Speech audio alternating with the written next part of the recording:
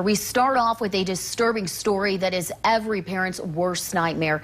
An Alabama teen who was kidnapped is on her way back home to Florence after she was found in Tyler, Texas. This man, Daniel Skipworth, is charged in Texas with kidnapping, trafficking, resisting arrest, and aggravated sexual assault of a child. Because of the charges, Way 31 will not be naming the teenager nor her family members to protect her privacy. Way 31's Brecken Terry joins us live, and she spoke with Florence police and officials in Texas and the victim's grandmother. Brecken.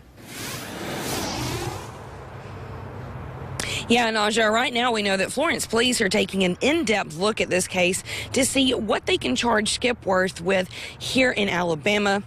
Right now, that victim and her family are making that 9-hour drive back here to Florence from Tyler, Texas. And the grandmother told me this has been a nightmare for the entire family.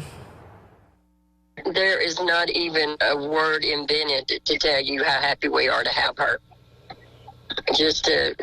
We could overcome anything just as long as she came home to us breathing. The victim's grandmother said the days of the unknown were a living nightmare. I want every parent out there to realize that your child doesn't have to do anything for somebody to decide they want them. But you can check their media. You can check the games that they're playing. Don't let them go anywhere unless they're in pairs. The FBI is the lead on the case. The victim was taken from Florence and driven to Tyler, Texas by Daniel Skipworth and held at his home for a few days. Then Tyler police got a tip through the FBI and were asked to assist in going by his home. We told him why we were there and, asked about the 13-year-old girl, and he became immediately evasive and confrontational and aggressive toward our officers, and actually tried to bite one of our officers, but I think other officers were able to get him away before he was able to do that.